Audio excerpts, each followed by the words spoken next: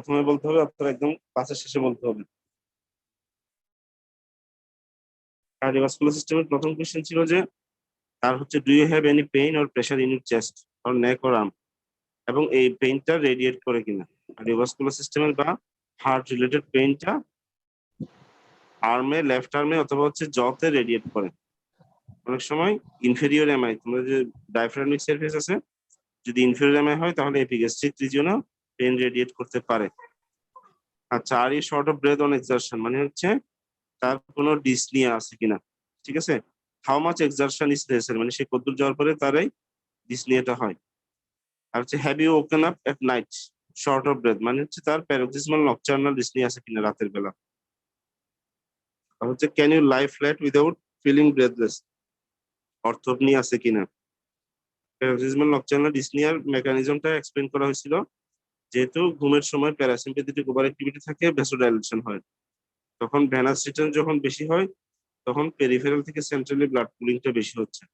তার যেহেতু heart cardiac workload compromise, heart যেহেতু দুর্বল, তখনই তার ইনক্রিজ হাইড্রোস্ট্যাটিক প্রেসারের জন্য পালমোনারি ইডিমা হবে।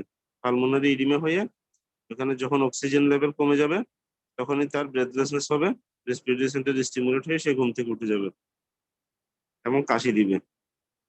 এই জন্য বলা হচ্ছে প্যারোক্সিসমাল নকটার্নাল ডিসনিয়া। এরপর হচ্ছে have you had swelling in your ankles মানে হচ্ছে পায়ে কোনো ফুলা আসছিল কিনা। হার্ট রিলেটেড বা হার্ট ফেলিউর পেশেন্টদের ফুলাটা সাধারণত আগে পায়ের দিকে আসে, ডিপেন্ডেন্ট পার্টে। Have you noticed your heart racing or beating irregularly, হার্টের মধ্যে কোন রকমের আপনার কাছে বুক ধরফর করা এরকম কিছু মনে হয়েছে কিনা। কারণ হচ্ছে এট্রিয়াল ফিব্রিলেশন বা ভেন্ট্রিকুলার টেকিকার্ডিয়া অথবা থাইরয়েড হরমোন লেভেল যদি শরীরে বেশি থাকে তাহলে তার এরকম হার্ট রেসিং হতে পারে, অথবা হচ্ছে অ্যাংজাইটিতে। Have you had blackouts without warnings, Stokes Adams এটা কিছুটা আলোচনা করা হয়েছিল, মানে তার হঠাৎ করে হার্ট ব্লক হওয়ার জন্য কন্ডাকশন সিস্টেমে হার্টবিট কমে গেছে, এই জন্য সে অজ্ঞান হয়ে পড়ে গেছে, এরকম হচ্ছে কিনা কোনো ওয়ার্নিং ছাড়া। আর have you felt dizzy or black out when exercising, দৌড়াদৌড়ি করতে গেছে, কিছুক্ষণ দৌড়াদৌড়ির পর হঠাৎ করে হার্ট খুব বেশি জোরে পাম্প করার জন্য পুরো শরীরে ঠিক মতো ব্লাড পায় না, এই জন্য কি অ্যাওর্টিক স্টেনোসিস বা হাইপারট্রফিক কার্ডিওমায়োপ্যাথিতে পেশেন্ট অজ্ঞান হয়ে পড়ে যেতে পারে। Do you have pain in your legs on exercise মানে উনি হাঁটা চলা করতে গেলে বা কদ্দুর হাঁটার পরে তার পায়ে ব্যথা করে কিনা, যেটার ব্যাপারে ইন্টারমিটেন্ট ক্লডিকেশন বলা হয়েছিল। হচ্ছে ক্লডিকেশন ডিস্টেন্স হচ্ছে যত কম থাকবে বুঝতে হবে যে পেশেন্টের কন্ডিশন তত খারাপ, তার মানে এটা কি ইনভার্সলি প্রপোর্শনাল। ঠিক আছে, যদি খারাপের সাথে ধরি তাহলে হচ্ছে এটা ইনভার্সলি প্রপোর্শনাল, মানে যত ডিস্টেন্স কমের মধ্যে তার ব্যথা হবে তাহলে বুঝতে হবে যে তার আর্টারির অ্যাথারোস্ক্লেরোসিসটা বা আর্টারি ন্যারোইংটা খুব বেশি হয়ে গেছে। তাহলে ইন্টারমিটেন্ট ক্লডিকেশন কি, ক্লডিকেশন ডিস্টেন্স কি, দুটো জিনিস বলা হয়েছে। Do you have cold or blue hands or feet মানে হাত পা কোনো ঠান্ডা লাগলে বা হচ্ছে ওই এক্সট্রিম ওয়েদারে মানে ঠান্ডা ওয়েদারে হাতগুলো তাড়াতাড়ি ব্লু হয়ে যায় কিনা, তো হচ্ছে হোয়াইট হয়ে যায় কিনা, এটাকে বলা হচ্ছে রেনল্ডস ফেনোমেনন। এটা কিরকম ভাবে ভাস্কুলার ডিজিজ বা হচ্ছে ভেসেল যদি ন্যারো হয়ে যায় তাহলে হতে পারে। Have you ever had rheumatic fever, heart attack or high blood pressure মানে তার আগে থেকে কোনো বাত জ্বর বা হচ্ছে ওই যে যেটা সোর থ্রোট হয়ে সামনে পড়বা প্যাথোলজিতে, সোর থ্রোট হয়ে গলা ব্যথা হয়ে হার্টের মধ্যে এফেক্ট করতেছে, হার্টের মধ্যে এফেক্ট করে হার্টের মাইট্রাল ভালভ বলে, আমরা অ্যানাটমিতে যে পড়ছি mitral tricuspid aortic pulmonary, mitral ভালভের উপরে সাধারণত বেশি এফেক্ট করে হয়ে মাইট্রাল স্টেনোসিস হয় আর হচ্ছে ওই যে বুক ধর্ষণ করে এচিএল ফিব্রিলেশনের জন্য। আগে থেকে যদি তার হার্ট অ্যাটাক হয় তাহলে তার হার্ট ফেলিউরের টেন্ডেন্সি বেশি থাকবে, একইভাবে হাই ব্লাড প্রেশার থেকেও হার্ট ফেলিউর হয়ে যেতে পারে। আচ্ছা, আর ওইখানে অর্থোপনিয়ার মধ্যে বলা ছিল হচ্ছে 1 পিলো 2 পিলো 3 পিলো, উনি ঘুমানোর সময় অ্যাজ ইউজুয়ালি কয়টা বালিশ ইউজ করে, এই যে হার্টের সমস্যার পর থেকে এখন কয়টা বালিশ ইউজ করতে হচ্ছে, যত বেশি বালিশ ইউজ করতে হবে বুঝতে হবে যে হার্টের কন্ডিশন তত বেশি খারাপ হচ্ছে। ঠিক আছে, আচ্ছা আজকে তাহলে আমরা নেক্সট সিস্টেমে ধরতেছি রেসপিরেটরি সিস্টেম। কার্ডিওভাস্কুলার সাথে রেসপিরেটরি কিছু কোয়েশ্চেন কোয়ালিস করবে, মানে একটার সাথে একটা রিলেটেড। কারণ ওই যে আমরা যে বলছিলাম হার্ট ফেলিউর পেশেন্টদের যে কাশি হয়, হার্ট ফেলিউর পেশেন্টের কাশির সাথে একটু কফ বেরোতে পারে। আর রেসপিরেটরি সিস্টেমের কমপ্লেনের মধ্যে যে কফ আছে এটা একটু পরে ইলাবোরেটলি বলা হবে। আচ্ছা, রেসপিরেটরি সিস্টেমের মধ্যে 1 নম্বর কোয়েশ্চেন হচ্ছে শ্বাস, রেসপিরেটরি সিস্টেমের সাথে কি কি আছে। নোজ আছে, তারপর হচ্ছে যে রেসপিরেটরি ট্র্যাক্ট আছে, তারপর লাংস আছে, তারপর হচ্ছে এলভিওলাই। এখন আপার রেসপিরেটরি ট্র্যাক্ট হোক, লোয়ার রেসপিরেটরি ট্র্যাক্ট হোক, দুইটার ক্ষেত্রেই পেশেন্টদের যদি কাশি হয় অথবা শ্বাসকষ্ট হয়, তাহলে এই শ্বাসকষ্টটা তার কতদিন ধরে? ওই যে আমরা যে প্রথমে একটা স্লাইডে শেয়ার করে বলছিলাম, Socrates, site onset character radiation exacerbating বা রিলিভিং ফ্যাক্টর অ্যাসোসিয়েটেড সিম্পটম কিছু আছে কিনা। এখানে একই রকম ভাবে যদি শর্ট অফ ব্রেথ যে কোনো সমস্যা যেটাই বলবে, তাকে আগে এই কোয়েশ্চেন গুলো করে নিতে হবে। সমস্যাগুলো কতদিন ধরে এবং এটা কিভাবে শুরু হয়েছিল, কোনো কারণে বেড়ে যায় কিনা। আচ্ছা, তো এখানে আমরা জিজ্ঞেস করবো হচ্ছে are you ever short of breath, মানে আপনার কি কখনো শ্বাসকষ্ট হয়েছিল কিনা, সোজা বাংলায় বললে। এবং has this come on suddenly, এটা কি হঠাৎ করে হয়েছিল কিনা। তোমরা লাংসের মধ্যে প্রশ্ন হচ্ছে পালমোনারি আর্টারি আছে, ঠিক আছে। তুমি যদি একটু অ্যানাটমি চিন্তা করো পিছন থেকে, তাহলে হচ্ছে আমাদের পুরো শরীর থেকে ব্লাড রাইট এট্রিয়ামে যাচ্ছে, superior vena CAVA inferior vena CAVA হয়ে। রাইট এট্রিয়াম থেকে ব্লাডটা কোথায় যাচ্ছে? ট্রাইকাসপিড ভালভ দিয়ে রাইট ভেন্ট্রিকলে যাচ্ছে। রাইট ভেন্ট্রিকল থেকে ব্লাড কোথায় যাচ্ছে? পালমোনারি আর্টারিতে যাচ্ছে, ঠিক আছে। পালমোনারি আর্টারি হয়ে আবার ক্যাপিলারি ভেনিন হয়ে পালমোনারি ভেন হয়ে লেফট এট্রিয়ামে, এরপর হচ্ছে লেফট ভেন্ট্রিকল হয়ে অ্যাওর্টা দিয়ে যাচ্ছে। এখন এই যে ভেনা কাভা দিয়ে যে ব্লাডটা যাচ্ছিল, ওই ভেনা কাভার মধ্যে আইলিয়াক ভেইন আছে, তারপর হচ্ছে লেগের মধ্যে যেগুলো ভেইন আছে, ঠিক আছে। ওই ভেইন দিয়ে যখন ব্লাডটা আসে ভেনা কাভা হয়ে রাইট এট্রিয়ামে যাচ্ছে, যদি ওইখানের মধ্যে কারো কোনো ক্লট ফর্মেশন হয়, মানে ব্লাড গুলা কি রক্ত জমাট বেঁধে গেছে, ওখানের মধ্যে পায়ের মধ্যে যদি ক্লট ফর্মেশন হয়, এটাকে বলা হয় ডিপ ভেনাস থ্রম্বোসিস। মানে পায়ের মধ্যে যেগুলো ভেইন এগুলোকে ডিপ ভেইন বলা হয়, কারণ এগুলো কি পপ্লাইটিয়াল মাসেলের ভিতরে থাকতেছে। ওই ডিপ ভেনের ভিতরে যদি কোনো কারণে ক্লট ফর্মেশন হয়, এই ক্লটটা আস্তে আস্তে কি করে ব্লাড ফ্লোর সাথে সাথে রাইট এট্রিয়াম হয়ে রাইট ভেন্ট্রিকল হয়ে পালমোনারি আর্টারিতে যাচ্ছে। ওই ক্লটটা যখন পালমোনারি আর্টারিতে যায়, ওখানে হচ্ছে খুব ছোট একটা জায়গা, ন্যারো জায়গা, ওখান থেকে ক্লটটা আর সরতে পারে না। তোমরা সামনে প্যাথোলজিতে পড়বা অথবা ক্লাস শুরু হলে অলরেডি পড়া হয়েছে। ওই যে পায়ে যে জায়গায় ছিল, যদি এখানে এক জায়গায় স্থির থাকে, এটাকে বলা হচ্ছে থ্রম্বোসিস অথবা থ্রম্বাস। যখনই এটা ব্লাড ফ্লোর মাধ্যমে হার্ট হয়ে এখন লাংসে আসতেছে, তখন বলা হচ্ছে এটাকে এম্বোলিজম। এই জন্যই থ্রম্বাসটাই এখন কি গতি জড়তার জন্য এম্বোলিজম হয়ে গেছে, পালমোনারি এম্বোলিজম। এই এম্বোলিজম হয়ে পালমোনারি আর্টারি দিয়ে যদি লাংসের যে জায়গাতে পালমোনারি আর্টারি সাপ্লাই দিচ্ছে, যেখানে ডিঅক্সিজেনেটেড ব্লাডটা গিয়ে অক্সিজেনেশন হবে, যদি এটা হইতে না পারে, কারণ হচ্ছে ওখানে আর কি গ্যাসিয়াস এক্সচেঞ্জ হবে না, ওখানে তো ক্লট হয়ে বসে আছে, ক্লটটা গিয়ে অক্সিজেনের ডিফিউশন বন্ধ করে দিচ্ছে, তখনই পেশেন্টের কি হবে? ব্রেথলেসনেস হবে। মানে শরীরে সে নিঃশ্বাস নিচ্ছে কিন্তু অক্সিজেন ওই জায়গায় লাংসের থেকে ব্লাডে আসতেছে না, ওই অক্সিজেনটা, তখনই পেশেন্টের হঠাৎ করে শ্বাসকষ্ট হয়ে যাবে। এটাকে এই জন্য বলা হচ্ছে পালমোনারি এম্বোলিজম হলে রোগীর হঠাৎ করে শ্বাসকষ্ট হতে পারে। আচ্ছা, have you had any cough? ওনার কি সাথে কাশি আছে কিনা? কাশি থাকলে এটা কিরকম, এটা কি শুকনা কাশি নাকি কাশির সাথে কফ চাই? ঠিক আছে, আগে কফটা একটু বলে ফেলি। কফটা তোমরা ম্যাকলিডে একটা ছবি পাবা, অথবা বেশ কয়েকটা ছবি আছে। যদি কাশির সাথে কফ যায় অথবা ড্রাই কাফ থাকে, ড্রাই কাফ এটা তার রেসপিরেটরি কিছু প্রবলেমের জন্য হতে পারে, অথবা হচ্ছে কার্ডিয়াক হার্ট ফেলিয়ার পেশেন্টের ড্রাই কাফ হতে পারে।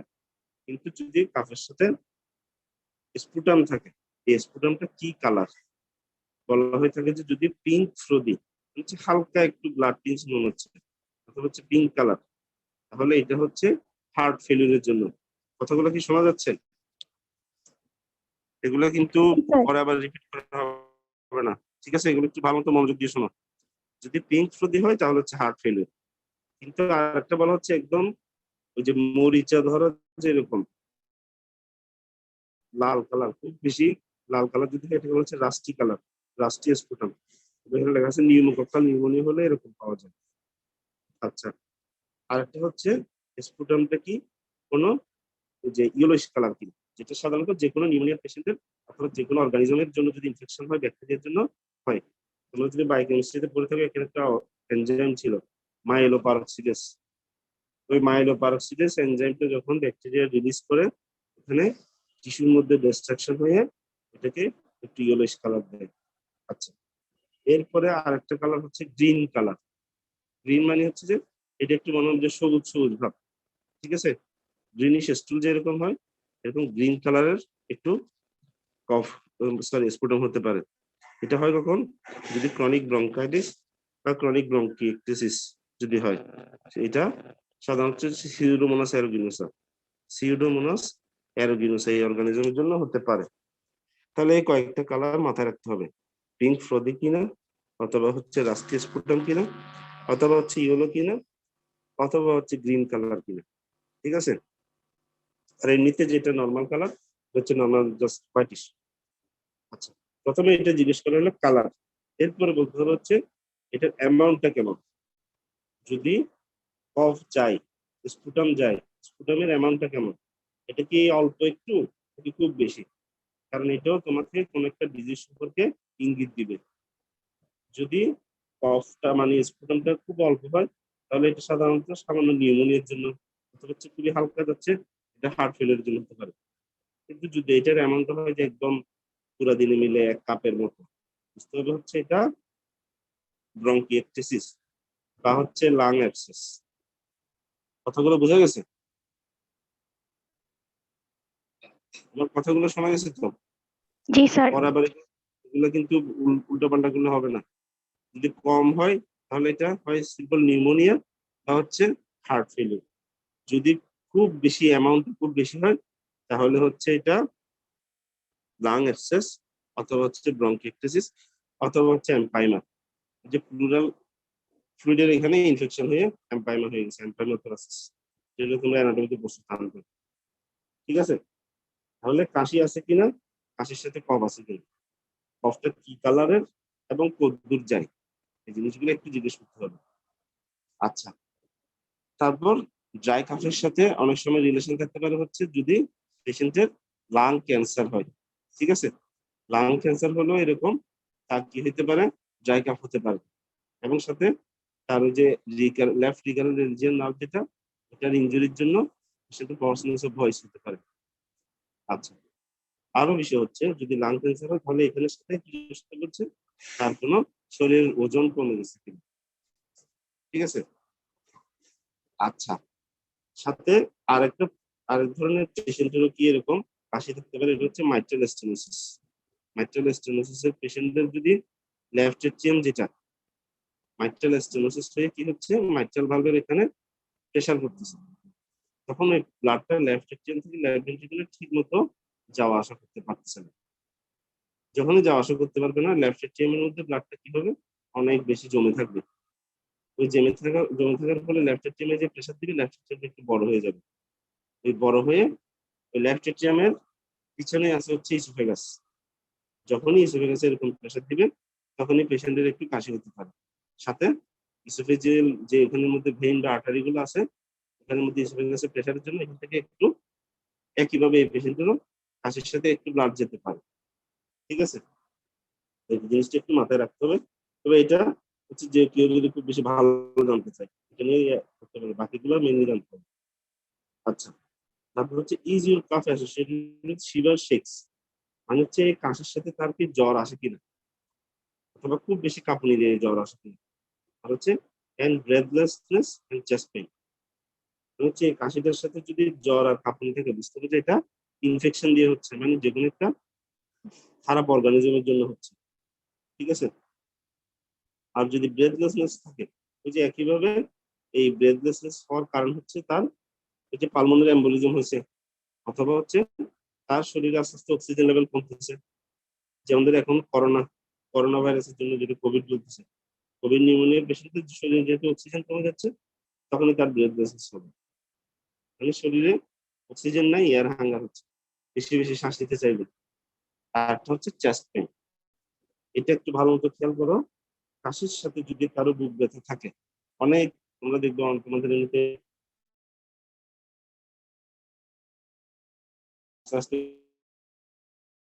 এই কাশির সাথে বুক ব্যথা, এটা কি নিউমোনিয়া বা হচ্ছে রেসপিরেটরি কজের জন্য, নাকি হচ্ছে কার্ডিওভাস্কুলার সিস্টেমের কজের জন্য, নাকি অন্য কোনো রিপস যে আছে হচ্ছে কোস্টোকন্ড্রাইটিস, লিপসের লিপসের সাথে যে মেনোব্রিয়াম স্টেন আছে, ওখানে যে কোস্টাল কার্টিলেজ গুলো আছে, ওখানে কোনো ইনফরমেশন কি নেই।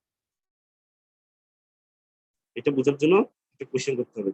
বুকে বলতে হবে যে আপনার এই বুকের ব্যথাকে কাশি দিলে হচ্ছে নিঃশ্বাস নেওয়ার সময় হয়, যদি কাশি দিলে অথবা হচ্ছে নিঃশ্বাস নেওয়ার সময় হয়, তাহলে এটা বুঝতে হবে হচ্ছে pleuritic chest pain. Pleuritic chest pain due to pneumonia, একটু খেয়াল রাখতে হবে। যদি কাশির সাথে অথবা হচ্ছে নিঃশ্বাস নেওয়ার সাথে হয়, নিঃশ্বাস বল করে নিঃশ্বাস নেওয়ার সময় হয়, তাহলে বুঝতে হবে হচ্ছে এটা প্লুরাইটিক চেস্ট পেন। কিন্তু কার্ডিওভাস্কুলার সিস্টেমের পেন তো এরকম না। কার্ডিওভাস্কুলার সিস্টেমের পেন হবে যে লেফট সাইডে এবং এটা রেডিয়েশন থাকে, এটার এরকম কোনো রেডিয়েশন হবে না, মানে এটা কাশির সাথে হবে না। ঠিক আছে। আর যদি মাসকুলোস্কেলেটাল হয়, মাসকুলোস্কেলেটাল হলে তাহলে কি হবে, সে কোনো একটা কাজ করতে গেল, ঠিক আছে, অথবা কিছুক্ষণ বসে থাকার পর এখানে প্রেশার পড়লে তখনই তার ব্যথা হবে। আচ্ছা,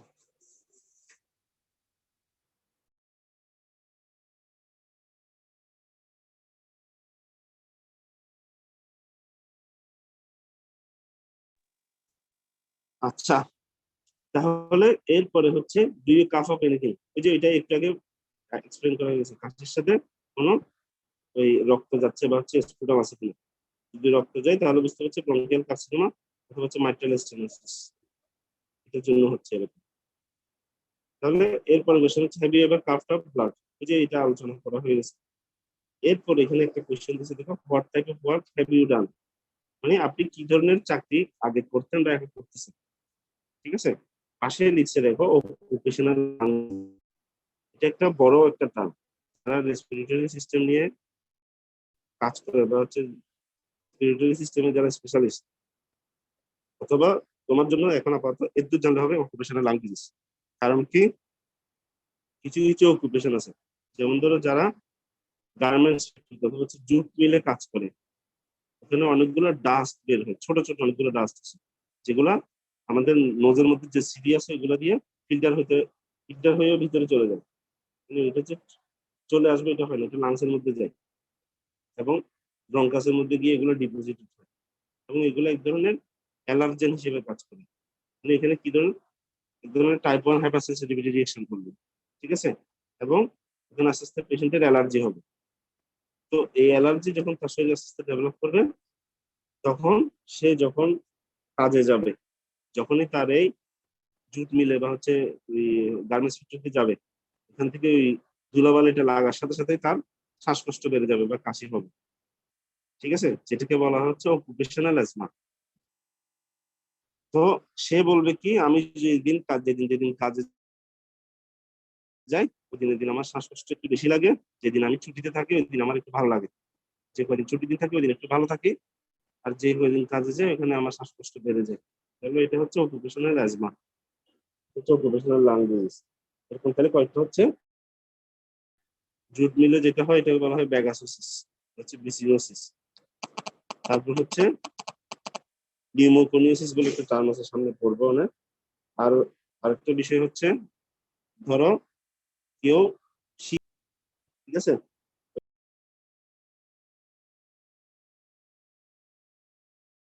এই অ্যাসবেস্টসটা ওখানে বিভিন্ন শিপের বিভিন্ন জিনিসের মধ্যে এগুলা বেশি থাকে। যারা এগুলো নিয়ে কাজ করে ওয়েল্ডিং এ, তাদের অ্যাসবেস্টস এগুলা লাংসে গিয়ে জমে পরে পুরাতেই এগুলো ক্যান্সার করতে পারে, প্লুরাল প্লাগ বা মেসোথেলিওমা বলে। ঠিক আছে, তাহলে অকুপেশনাল লাং ডিজিজ হয়ে পেশেন্টের ক্যান্সার হতে পারে, যারা বেশ কয়েক বছর ধরে 10-15 বছর ধরে এখানে কাজ করতেছে এরকম। ঠিক আছে, এই জিনিসগুলো একটু এই বিষয়টা একটু মাথায় রাখতে হবে।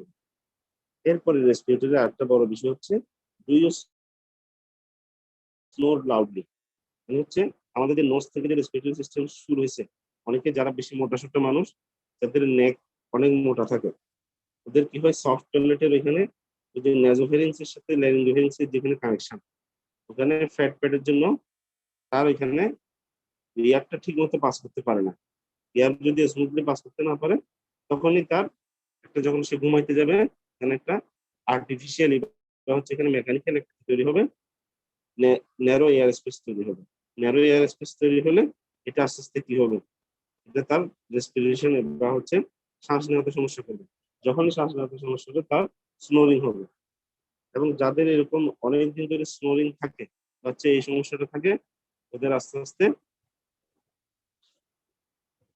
পিকুইকিয়ান সিনড্রোম বলে একটা টার্ম আছে, ঠিক আছে? অথবা হচ্ছে ওবেসিটি হাইপোভেন্টিলেশন সিনড্রোম।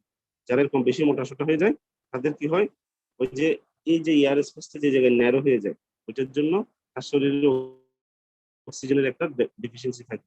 যখন এটা হবে, তার আস্তে আস্তে একটা শরীরের মধ্যে অক্সিজেনের লেভেল কমে গিয়ে সে ঘুমের মধ্যে তার একটা খিচুনির মতো ভাব হবে, ঠিক আছে? এগুলো নিয়ে আপাতত এত বেশি এখন জানতে হবে না। এখন মাথায় রাখা হচ্ছে যে ওবেসিটি হাইপোভেন্টিলেশন টার্ম বলে একটা সমস্যা আছে, যেটা হচ্ছে যারা খুব বেশি মোটাসোটা মানুষ এবং যাদের স্নোরিং থাকে ওদের হইতে পারে। আর হচ্ছে ডু ইউ ফল, এখানে একটা স্লিপ হিস্ট্রির মধ্যে কয়েকটা কোয়েশ্চেন আছে। Do you fall asleep easily during the day, মানে সে দিনের বেলাও ঘুমায় কিনা, অথবা হচ্ছে সে নিউজ পেপার পড়তে বসছে তখনও ঘুম চলে আসে কিনা। যারা এরকম বেশি মোটাসোটা মানুষ তারা বলবে যে আমি বসে থাকলে সারাক্ষণ ঝিমুনি ভাব লাগে, আমি গাড়ি চালাতে গেলে আমার ঝিমুনি ভাব চলে আসে, দিনের বেলা সারাক্ষণ ঘুম ঘুম ভাব লাগে। তার মানে এটা তো ভালো লক্ষণ না, কারণ হচ্ছে যে তার শরীরে যে অক্সিজেনের ডেফিসিয়েন্সি, এটার জন্য ব্রেন একটু হাইপারঅ্যাক্টিভ থাকে, ব্রেনের ফাংশনটা কমে যায়। এই জন্য কি সে অল্পতে ঘুমায় পড়ে।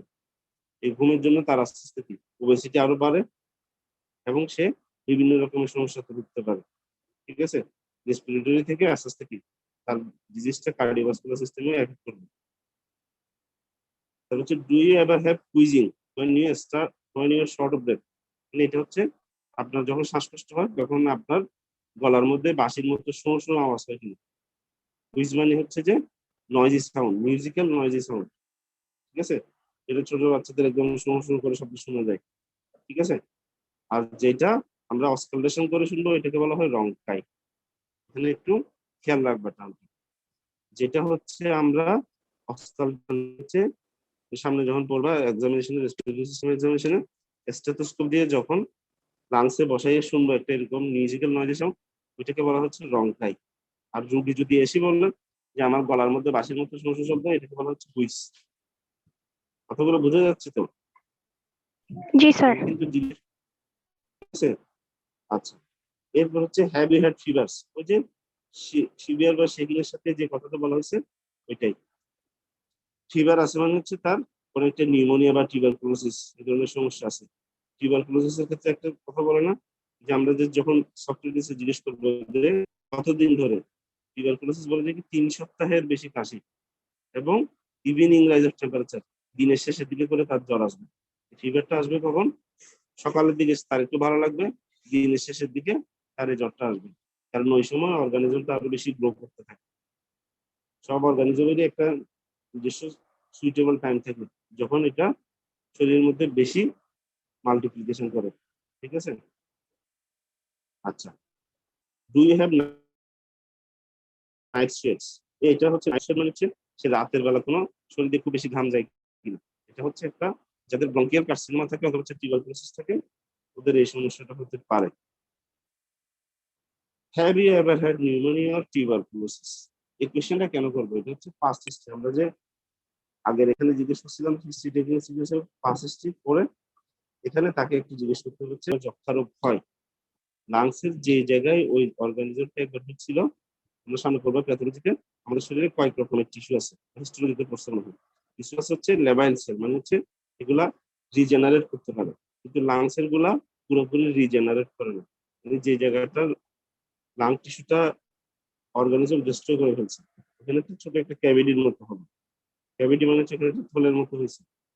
তো ওই যে ওইটা কি হিসেবে কাজ করে? একটা পাখির বাসার মতো অথবা হচ্ছে একটা অর্গানিজমের বাসার মতো।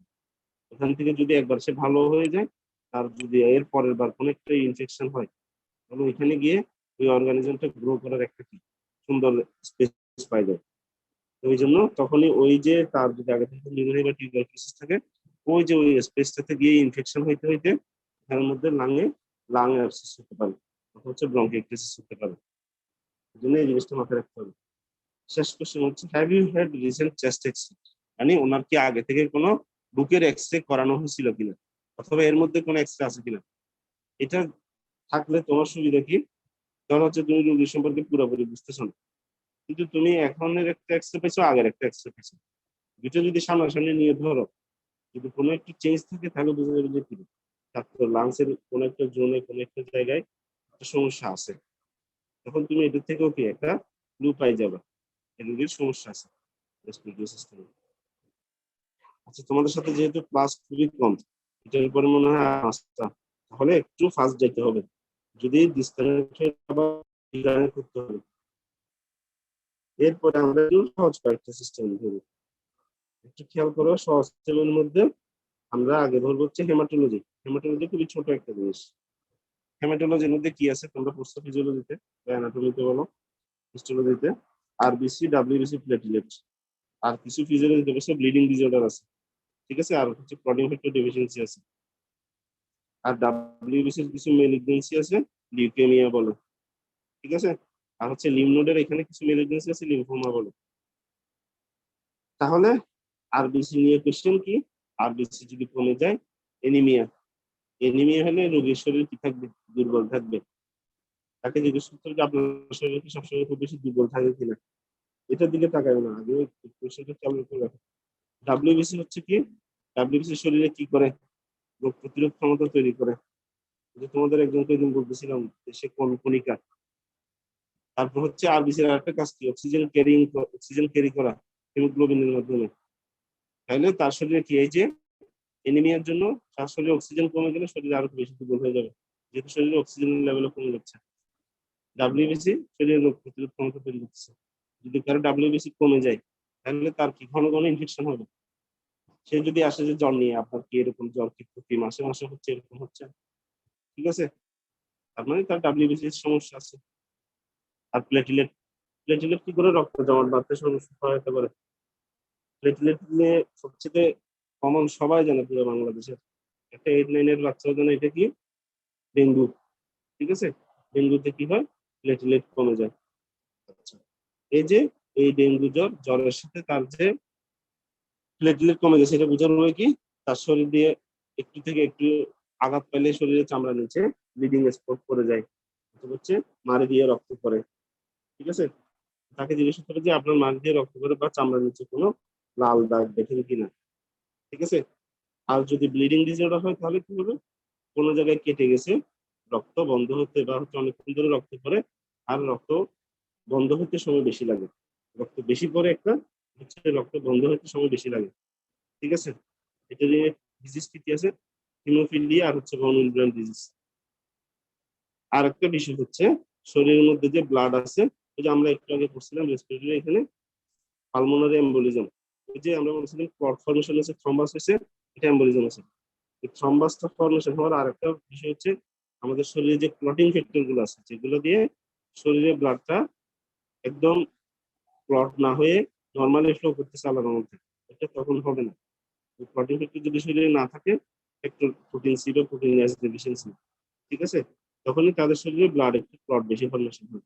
অথবা হচ্ছে পলিসাইথেমিয়া, কাছে এনিমিয়া, হচ্ছে পলিসাইথেমিয়া। যখনই তার পলিসাইথেমিয়া হবে, পলিসাইথেমিয়া মানে কি? শরীরে ব্লাডের মধ্যে আরবিসিটা বেড়ে গেছে, তখন এটা কি হবে? একটা, তুমি একটু চিন্তা করো যে পানির মধ্যে তুমি বেশি করে চিনি দিয়েছে, ওই চিনিটা পুরোপুরি পানির সাথে মিশতেছে না, তার মানে এটা এক ধরনের ভিসকোসিটি বাড়াই দেওয়ার মতো কাজ করবে। মানে হচ্ছে ব্লাডটা তখন একটু বেশি ঘন হয়ে যাবে। যেখানেই কোনো একটা জিনিস বেশি ঘন হয়ে যাবে, এটা তাড়াতাড়ি ডিসেমিনেট হয়ে মানে তলানি পরে ক্লট হয়ে যাওয়ার সম্ভাবনা থাকে। এই জন্য পলিসাইথেমিয়া রোগীদের হচ্ছে আরো কিছু সমস্যা আছে, যেগুলোতে রোগীদের ক্লট ফর্মেশন হয়। এই জন্য তাকে জিজ্ঞেস করতে যে আপনার পায়ে কখনো কোনো এক পা ফুলে গেছিল কিনা, অথবা হচ্ছে লাংসে কোনো ক্লট হয়েছিল কিনা, যে পালমোনারি এম্বোলিজম। কোশ্চেন গুলো এখানে করছে দেখো।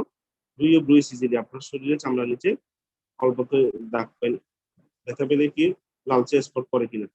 আর হচ্ছে ডাব্লিউবিসি নিয়ে কোয়েশ্চেন, আপনার কি কখনো ঘন ঘন জ্বর আসে কিনা, অথবা হচ্ছে সিভিয়ারি এবং শেকিং হয় কিনা, কাঁপুনি দিয়ে জ্বর আসে কিনা। আর হচ্ছে do you have difficulty stopping a small cut from bleeding, মানে কোথাও কেটে গেলে রক্ত বন্ধ করতে অনেক সমস্যা হয় কিনা, ঠিক আছে। আর হচ্ছে ওই আরেকটা কি বলছি, ডাব্লিউবিসি নিয়ে কিছু মেলিগনেন্সি, লিম্ফোমা বা লিউকেমিয়া, এগুলোতে কি হয়? লিউকেমিয়া বা লিম্ফোমাতে লিম্ফ নোড গুলো বড় হয়ে যায়। এই কোশ্চেন করতে হবে যে আপনার ঘাড়ে বা বগলের মধ্যে অথবা হচ্ছে পুচকিতে ওটা চাকা দেখছেন কিনা।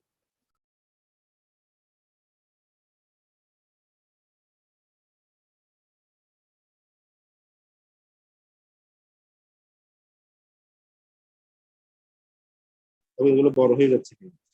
Have you noticed any lumps under your arm drawing?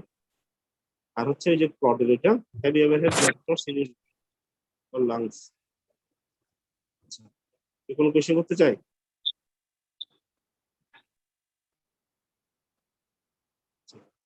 এরপর আসা হচ্ছে গ্যাস্ট্রোইন্টেস্টাইনাল সিস্টেম। গ্যাস্ট্রোইন্টেস্টাইনাল সিস্টেম মানে কি? মাউথ থেকে অ্যানাস পর্যন্ত। তাহলে মাঝখানে আর কি কি আছে? ইন্টেস্টাইন আছে, তারপর হচ্ছে স্টোমাক আছে। তাহলে বেশিরভাগ মানুষই গ্যাস্ট্রোইন্টেস্টাইনাল সিস্টেমে কি সমস্যা নিয়ে আসে? বুক খাইতে পারে না, বুক জ্বালা পোড়া করে, ঠিক আছে, অথবা পেটের মধ্যে বদহজম, ঠিক আছে। এই বদহজমকে ইংরেজিতে বলা হচ্ছে ইনডাইজেশন। তাহলে রোগীকে কোশ্চেন করতে হবে যে সে কি সমস্যা, প্রথমে সে যেটা নিয়ে বলবে ওইটা নিয়ে আমরা শুনবো, ঠিক আছে। আর কিছু সিস্টেম কোশ্চেন হচ্ছে যে আপনার কি বদহজমের ভাব হয় কিনা, এই বদহজম দিয়ে আপনি কি বুঝাতে চাচ্ছেন, what do you mean by indigestion. কারণ হচ্ছে বদহজম কয়েক রকম আছে। কারো ধরো যে কোনো একটু খাওয়া ব্যস্ত হয়েছে, তারও বদহজমের ভাব হয়। কারো কয়েকদিন ধরে পাতলা পায়খানা হচ্ছে, তারও বদহজমের ভাব হয়, ঠিক আছে। আর কারো কয়েক বছরের পর বছর, মাসের পর মাস চলতেই আছে এরকম বদহজমের সমস্যা। এই জন্য এটা ক্লারিফাই করতে হবে আমাকে। কারণ হচ্ছে আমি যদি রোগীকে এই কথাগুলো জিজ্ঞেস না করে আমি লিখে রাখতাম যে তার ডিসপেপসিয়া, বদহজমের আর একটা মেডিকেল টার্ম হচ্ছে ডিসপেপসিয়া। এখন এই ডিসপেপসিয়া লিখে রাখলাম, এটা কি পেপটিক আলসার ডিজিজের জন্য হয়েছে, নাকি এটা ফুড পয়জনিং এর জন্য হয়েছে, নাকি এটা তার ডায়রিয়ার জন্য হয়েছে, এটা তো তখন আর আমি ক্লারিফাই করলাম না, ঠিক আছে। আরো কিছু টার্ম আছে সামনে বলবো, বলা হচ্ছে ইরিটেবল বাউল সিনড্রোম, ঠিক আছে। ইরিটেবল বাউল সিনড্রোম এটা এক ধরনের ফাংশনাল সমস্যা, মানে কোনো ঠিক মতো কোনো রোগ ধরা পড়তেছে না, কিন্তু রোগী বলে যে আমার সারাক্ষণ পেটে বদহজমের ভাব থাকে, আর হচ্ছে পায়খানাটা একটু অনিয়মিত হচ্ছে, ঠিক আছে। তাহলে এই কয়েকটা জিনিস সম্পর্কে বোঝার জন্য এই ইনডাইজেশনের এটা কতদিন ধরে এবং এটা কি রকম এটা একটু জিজ্ঞেস করতে হবে। আচ্ছা, do you have heartburn? যাদের বাড়ি চিটাং, দেখবে বলে যে সুনা পুরাটাই গুড়ে, ঠিক আছে, অথবা হচ্ছে বুকের মধ্যে বাইকটা মরিচ লাগাই দিছে, এরকম করে জ্বলে, ঠিক আছে। ওই যে যেটা সুনা পুরাটাই গুড়ে, অথবা হচ্ছে বুকের মধ্যে বাইকটা মরিচ লাগাই দিছে, এটার কারণ কি তোমরা অ্যানাটমিতে না বললে প্যাথোলজিতে বলবে gastro-oesophageal reflux disease. Gastro-oesophageal reflux disease হচ্ছে পেপটিক আলসার, তাদের এই সমস্যাটা থাকে। Have you had any difficulty in swallowing? এখানে কোশ্চেন দুই রকম আছে, একটা হচ্ছে খেতে পারে না, আর হচ্ছে খেতে গেলে ব্যথা করে। বলে যে কিছু রোগী বলবে বা কিছু রোগীর সমস্যা বলবে হচ্ছে, আমি খেতে পারি না, খেতে গেলে ঢোক গিলতে গেলে কষ্ট হয়। আরেকজনে বলবে ঢোক গিলতে গেলে ব্যথা লাগে। দুইটা মেডিকেল টার্ম। খেতে পারে না বা ডিফিকাল্টি ইন সোয়ালিং, এটাকে বলা হয় ডিসফেজিয়া। আর হচ্ছে যদি খেতে গেলে ব্যথা করে, এটাকে বলা হচ্ছে অডাইনোফেজিয়া, ঠিক আছে, একটু খেয়াল রাখতে হবে। তাহলে এই ডিফিকাল্টি ইন সোয়ালিং ডিসফেজিয়া, এটার কারণ কি? ডিসফেজিয়া অনেকগুলো কারণ হতে পারে। ইসোফেগাসের এখানে বা হচ্ছে হার্টের এখানে যে মাসেল গুলো আছে, স্কেলেটাল মাসেল, এই মাসেল গুলোতে কোনো রকমের সমস্যা হয়েছে, অথবা হচ্ছে এই মাসেল গুলোতে যে নার্ভ সাপ্লাই দেয় ওই নার্ভের সমস্যা হয়েছে, ঠিক আছে। তাহলে এই ধরনের ডিজিজ কি কি আছে? মোটর নিউরন ডিজিজ বা হচ্ছে মাইসথেনিয়া গ্রেভিস, ঠিক আছে। আমি এগুলো নিয়ে আরো পড়াশোনা করবো অনেক। তো হচ্ছে তার মাসেলের কোনো প্রবলেম, আর হচ্ছে যদি কোনো ক্যান্সার থাকে, ইসোফেজিয়াল ক্যান্সার, মানে হচ্ছে ক্যান্সার হয়ে ইসোফেগাসের মাসেল গুলো ন্যারো হয়ে গেছে, স্ট্রাকচার হয়ে গেছে এখানে, আর এটা পেরিয়াস্টাল সিস্টেম মতো হচ্ছে না, ঠিক আছে, তখনও হতে পারে। আচ্ছা, অথবা হচ্ছে আমরা খাওয়ার জন্য কি জানি, স্যালাইভা, স্যালাইভা আছে না, মুখের মধ্যে যে স্যালাইভাটা যাওয়ার কথা খাওয়ার সাথে মিক্সচার হয়ে আমরা যে সোয়ালিং এর যে মেকানিজম হচ্ছে, যদি স্যালাইভার সিচুয়েশন কমে যায়, তাহলেও কিন্তু তার কি হতে পারে, এরকম ডিসফেজিয়া হতে পারে। এটার ডিজিজটার নাম হচ্ছে সিস্টেমিক স্ক্লেরোসিস।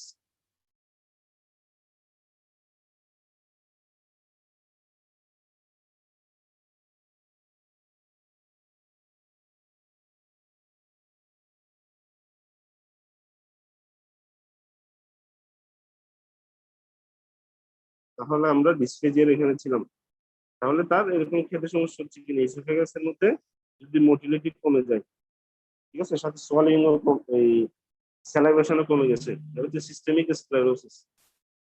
আচ্ছা, এরপর হচ্ছে have you had vomiting or vomited blood? মানে ওনার কি বমি হয় কিনা, সোজা বাংলায় বলতে গেলে ওনার এই পেটের সমস্যার সাথে কি বমির ভাব আছে কিনা বা বমি হয়েছে কিনা, ঠিক আছে। এবং যখন এই যে স্পুটামের কালার জিজ্ঞেস করছে, এখানে বমির কালার জিজ্ঞেস করতে হবে, ঠিক আছে। বমিটার কালারটা কিরকম, বমির কালার সাধারণত বলা হচ্ছে কফি গ্রাউন্ড কালার, মানে মনে হচ্ছে ফুড পার্টিকেল গুলো ডাইজেস্টেড হয়ে বা হাফ ডাইজেস্টেড হয়ে এটার একটা কফি গ্রাউন্ড কালার হয়। এখানে একটা কোয়েশ্চেন তোমাদের কাছে জিজ্ঞেস করতে পারে, হিমোপটাইসিস আর হেমাটামেসিস এটার মধ্যে পার্থক্য কি? হিমো মানে কি হচ্ছে ব্লাড, টাইসিস মানে হচ্ছে কাশির সাথে, আর ইমেসিস মানে হচ্ছে বমি, বমির সাথে। যদি হিমোপটাইসিস হয় তাহলে কাশির সাথে ব্লাড, হেমাটামেসিস মানে হচ্ছে বমির সাথে ব্লাড। তাহলে আমি যখন রোগীকে জিজ্ঞেস করবো, বলবো যে আমার কাশির সাথে রক্ত গেছে, তাহলে হচ্ছে এটা হেমোপটাইসিস। আর একবার বলবো যে রোগী কি আর এক ধরনের রোগী, আমার একটু কাশি না, কিন্তু বমি করার সময় বমির সাথে মনে হচ্ছে যে একটু একটু রক্ত গেছে, ঠিক আছে, হেমাটামেসিস। এই হেমাটোমেসিসের কয়েকটা কজ আছে, মেইন কয়েকটা কজ হচ্ছে কোন ধরনের, যদি এখানে লিখছে ভমিটেড ব্লাড গ্যাস্ট্রোইন্টেস্টাইনাল, যদি রোগীর কোন রকমের বড় খারাপ ক্যান্সার হয়, ঠিক আছে, ক্যান্সার হয়ে ইসোফেগাসের এখানে কার্সিনোমা ইসোফেগাস হয়ে ওই যে ইসোফেগাসের যে ইসোফেজিয়াল ভেইন গুলো আছে, ছোট ছোট ভেইন গুলো রাপচার হয়ে তার বমির সাথে ব্লাড যেতে পারে। আরেকটা হচ্ছে তোমরা অ্যানাটমি করছো পোর্টাল সার্কুলেশন, পোর্টাল কেবল অ্যানাস্টোমোসিস আছে। যখনই কোনো পেশেন্টের গ্যাস্ট্রোইন্টেস্টাইনাল সিস্টেমের মেডিসিনে ওয়ার্ডে খুব একটা মারাত্মক কোনো রুটিন ডিজিজ যেটা সম্পর্কে না জানলে মেডিসিনের গ্যাস্ট্রোইন্টেস্টাইনাল সিস্টেম হবে না, হচ্ছে chronic liver disease. Chronic liver disease মানে কি, লিভারে অনেক দিন ধরে কয়েক মাস, টানা 3 মাসেরও বেশি ইনফেকশন হয়ে অনেকটা সমস্যা হয়ে লিভার দুর্বল হয়ে গেছে। লিভারের সবচেয়ে বড় ব্লাড সাপ্লাই দেখি পোর্টাল ভেইন। এরকম যদি ক্রনিক লিভার ডিজিজ হয়, তখন কি হবে, পোর্টাল ভেইনের কাজটা বেড়ে যাবে। পোর্টাল ভেইনকে লিভার যদি ব্লাড সাপ্লাই দিতে হয়, লিভার যেহেতু শুকায় গেছে, তাহলে ভেইনের যে ভেইন হচ্ছে খুবই থিন ওয়াল স্ট্রাকচার, ভেইন এখানে যে সাপ্লাইটা দিবে, ওই সাপ্লাই দেওয়ার সময় ভেইনকে বেশি প্রেসার দিতে হবে। যখনই প্রেসার বেশি দিতে হবে, পোর্টাল ভেইন আস্তে আস্তে প্রেসার বেড়ে যাবে। ওই পোর্টাল ভেইনের প্রেসারটা তখন ব্যাক প্রেসারটা যাবে কোথায়, যেখানে যেখানে পোর্টাল সার্কুলেশন পুরো শরীরে আছে সেখানে আস্তে আস্তে যাবে, এবং ওই প্রেসার দিয়ে পড়বে পোর্টাল কেবল অ্যানাস্টোমোসিসের জায়গায়। আমরা প্রশ্ন হচ্ছে পোর্টাল ভেইন ফর্মেশনে কিভাবে, স্প্লেনিক ভেইন আর সুপিরিয়র মেসেঞ্টারিক ভেইন দিয়ে, ঠিক আছে। যখনই পোর্টাল প্রেসারটা বেড়ে যাবে, স্প্লিনিক ভেইন কোথায় যায়, স্প্লিনে প্রেসার দিলে স্প্লিন আস্তে আস্তে কি বড় হয়ে যাবে, তাহলে স্প্লিনোমেগালি হবে। আর এই প্রেসারটা গিয়ে পড়বে কোথায়, ওই যে ইসোফেজিয়াল ভেইন আর শর্ট গ্যাস্ট্রিক ভেইন ইসোফেগাসের লোয়ার এন্ডে, এখানে প্রেসার পড়বে। ওই প্রেসার পরে এখানে ভেইন গুলো রাপচার করে কিভাবে ইসোফেগাস দিয়ে ব্লাড আসবে, বুঝা গেল? জি স্যার। তাহলে এই কারণে তার হেমাটোমেসিস হবে, এটা কিন্তু মাথায় রাখতে হবে, এটা না জানলে হবে না।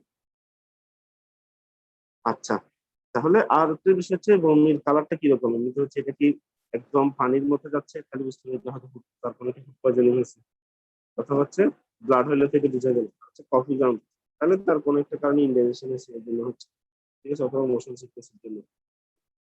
এরপর হচ্ছে have you had pain or discomfort in your abdomen, মানে ওনার পেটে কোনো ব্যথা আছে কিনা। তো হচ্ছে পেটে ওই যে ইনডাইজেশন যেরকম, পেটে একটা সবসময় পেট দম ধরে আছে, চিটাঙ্গের ভাষা বলা হচ্ছে অথবা শুদ্ধ ভাষা বলে পেটে দম ধরে আছে এরকম মনে হচ্ছে। সেই পেটের ব্যথার সাথে ওই যে রেফার পেনের যে একটা ছবি দিছিলাম, এটা কি তোমাদের কাছে আছে? জি স্যার। এটা আমি একটু দেখি এখানে আমার কাছে আছে কিনা।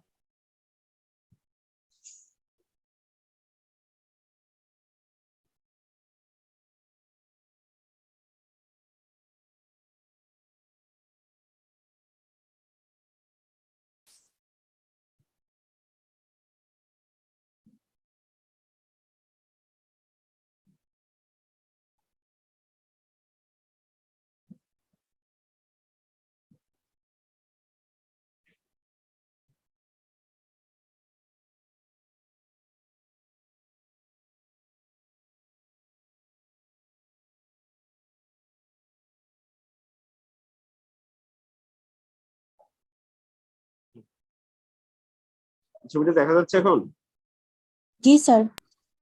আচ্ছা, এই যে রেফার পেনের এখানে খেয়াল করো, যখনই রোগী পেটে ব্যথা বলবে তখনই তোমাকে এই ছবিটা মাথার মধ্যে তখন সেট থাকতে হবে, মানে এটা মাথায় একটু হলে ভাসতে হবে।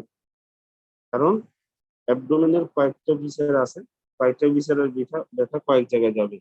ঠিক আছে, হার্টেরটা তো সুন্দর করে একদম পিঙ্ক কালার দিয়ে বোঝা যাচ্ছে কি হার্টের কালার হয়ে লেফট থেকে হয়ে লেফট আর্মের ইনার সাইডে যাবে। ঠিক আছে, আরেকটা ব্যথা দেখো, লাংস এন্ড ডায়াফ্রামের একটা ভায়োলেট কালারের মতো করে দিচ্ছে। ঠিক আছে, তাহলে ডায়াফ্রামে যদি কোনো ইরিটেশন হয়, অ্যাবডোমিনাল পেইন হয়ে বলতেছে হচ্ছে আমার বুকের সরি ঘাড়ের বাম পাশেও ব্যথা করতেছে। ঠিক আছে, তখন এটা বুঝতে হবে কি ডায়াফ্রামের ইরিটেশনের জন্য ব্যথা। ডায়াফ্রামের ইরিটেশন কখন হবে? ধরো কারো পেপটিক আলসার ডিজিজের পারফোরেশন হচ্ছে, কারো পেপটিক আলসার হয়ে এটা পারফোরেশন হয়ে এখান থেকে গ্যাস্ট্রিক কন্টেন্টটা কি হলো, ডায়াফ্রামের এখানে যে যে স্পেসটা এখানে আসে ডায়াফ্রামে ইরিটেশন করতেছে, তখনও তার এই ব্যথা করলে এটা রেডিয়েশন করে তখন কোথায় যাবে? লেফট শোল্ডার এখানে যাবে। সাথে আছে কি আমাদের লিভার আর গল ব্লাডার। ঠিক আছে, যদি কারো পলিসিস্টাইটিসের পেইন বলে সামনে পড়লো মার্ফিসেন বলে একটা টার্ম আছে, এটা এক্সামিনেশনে পড়ানো হবে। কিন্তু যদি গল ব্লাডার বা পলিসিস্টাইটিসের পেইন হয় আমরা পড়ছিলাম রেফার পেনের এখানে রাইট সাইড থেকে টিপ অফ দা রাইট শোল্ডারের এখানে যাবে। ঠিক আছে, লিভারের পেইনে আরেকটা বিষয় খেয়াল করো sorry, যেটা প্যানক্রিয়াসের পেইন হচ্ছে একিউট প্যানক্রিয়াটাইটিস, ওগুলো হচ্ছে এপিগাস্ট্রিক রিজিয়নের পেইন হয়, ওখান থেকে সোজা ব্যাকে রেডিয়েট করতেছে। খেয়াল করছো, সামনে থেকে ব্যাকে রেডিয়েট করতেছে, দুই পাশে প্যানক্রিয়াস দিয়ে একটু হালকা ব্লু কালার মতো করে দিচ্ছে। ব্লু নাকি কি আমার কালার আইডিয়া নেই, এরকম মনে হচ্ছে। আচ্ছা, আর স্টোমাকের পেইন দেখো, কারো পেপটিক আলসারের পেইন, এটা এই ছবিটা দেখানোর উদ্দেশ্য এটাই। অনেক সময় অনেক রোগী আসে দেখবে বলে যে আমার বুক ব্যথা পিঠে ব্যথা করতেছে, কিন্তু তাকে যদি ভালো মতো জিজ্ঞেস করো দেখবে হচ্ছে তার আসলে কি গ্যাস্ট্রিক আলসার বা পেপটিক আলসারের সমস্যাটা বেশি, কিন্তু এই জন্যই তার এটা এখান থেকে রেডিয়েট করে পিছনে লাগছে। এটা একটু ভালো মতো এই ছবিটা ভালো মতো রাখতে হবে, মাথায় রাখতে হবে। আচ্ছা, তারপর আর হলো অ্যাপেন্ডিসাইটিসের পেইন। অ্যাপেন্ডিসাইটিসের পেইন বলবো হচ্ছে রাইট আইলিয়ার ফুসার এখান থেকে শুরু হয়ে আম্বিলিকাসের এখানে পেইন লাগে, পেরিয়াম্বিলিকাল রিজিয়নে। ঠিক আছে, রেফার পেইন। এই যে দেখো একটা গোল দাগ দিয়ে ডিমের মধ্যে দিয়ে নিচের দিকে করে দেখাচ্ছে। আচ্ছা, আরেকটা বড় রকমের যে বিষয়টার জন্য আমি এখানে দেখা যাচ্ছি, একটা দেখে মনে হচ্ছে চাদরের মতো করে লয়েন টু গ্লয়েন এবং নিচের দিকে করে একটা কি বলতো একটা খয়েরি কালারের মতো করে একটা চাদরের মতো করে দেখাচ্ছে। ঠিক আছে, সামনেও দেখাচ্ছে অনেক বড় একটা জায়গা, পিছনে দেখাচ্ছে অনেক বড় একটা জায়গা। যদি এই রিজিয়নে পেইনটা হয়, লয়েন মানে কোমরের নিচ থেকে শুরু করে একদম ইনার থাইয়ের এখানে লাগতেছে, তাহলে এই ব্যথাটা হইতে পারে কিডনির সমস্যার জন্য অথবা হচ্ছে ইউরেটার বা ইউরিনারি ব্লাডারের সমস্যার জন্য। একটু মাথায় রাখতে হবে।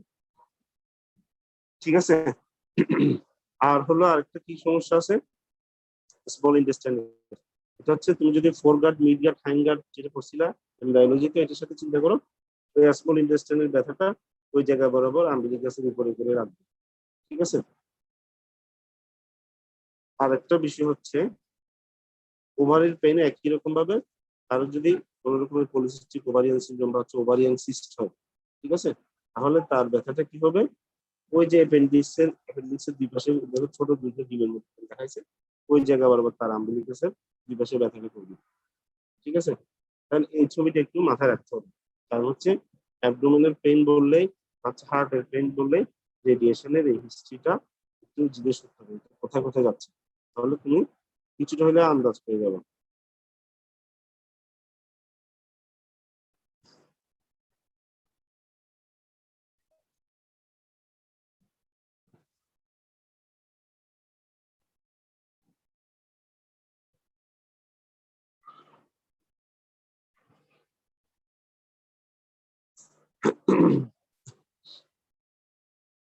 আচ্ছা, তাহলে আমরা ছিলাম হচ্ছে এখানে have you had any abdominal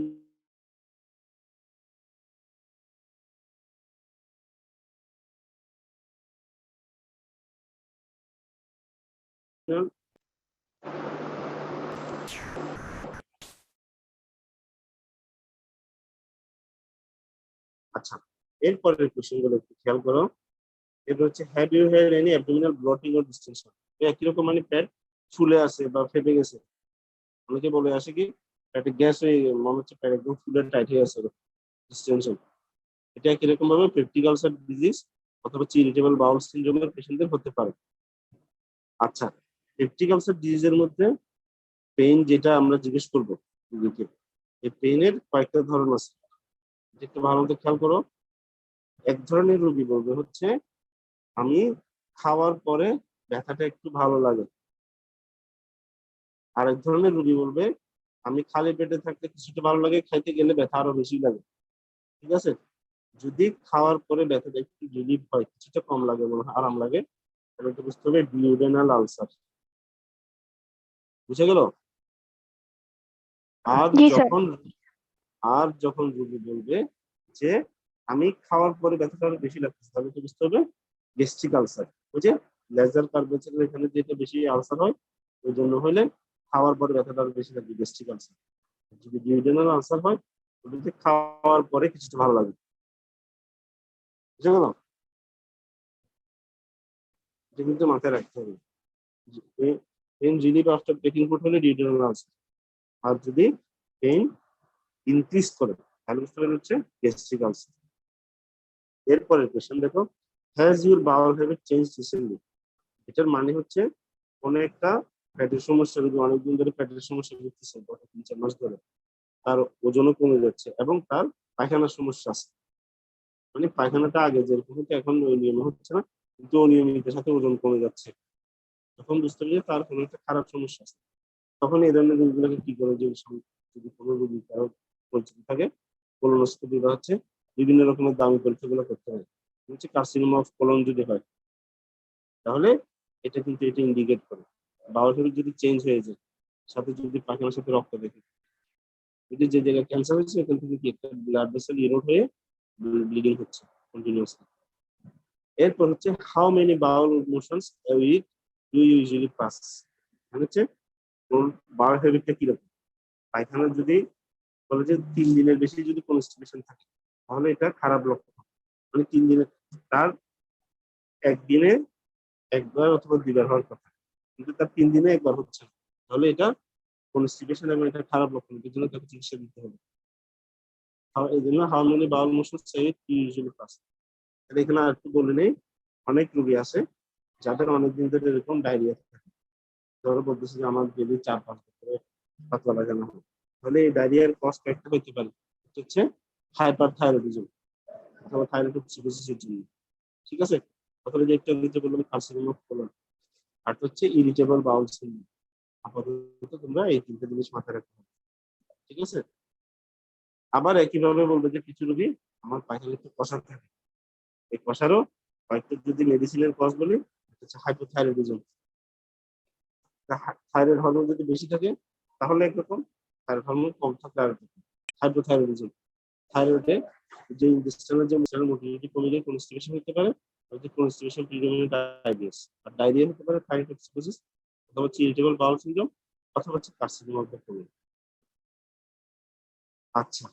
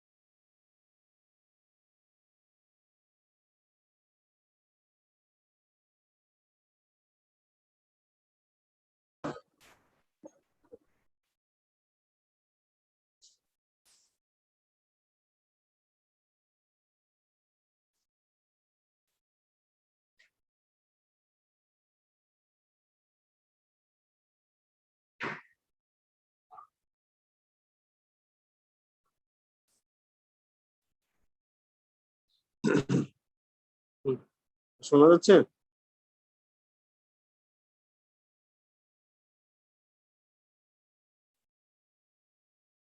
G sir.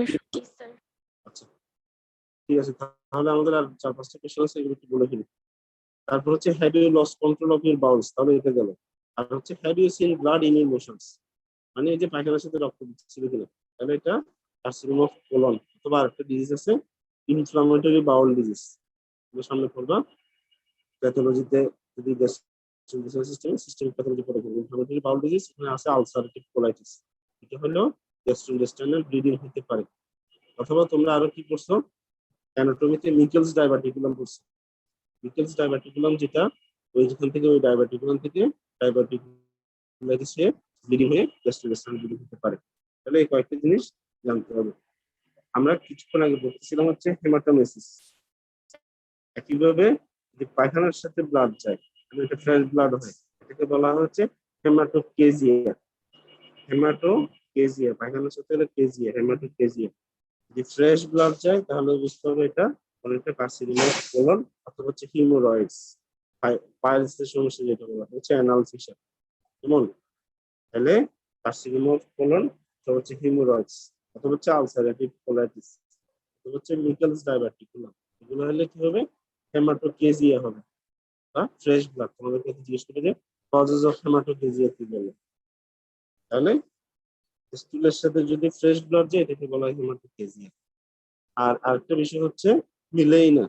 মিলেইনা মানে হচ্ছে স্টুলের সাথে অল্টার ব্লাড যাচ্ছে এবং স্টুলটা মনে হবে যে একটু কিরকম জানি আলকাতরা বা টারি কালার, ব্ল্যাক টারি কালার, নর্মাল কালার, ওই আলকাতরার মতো বা হচ্ছে এরকম ব্ল্যাক টারি স্টুল যদি হয় তাহলে বুঝতে হচ্ছে এটা মিলেইনা। এবং এটা কজ কি?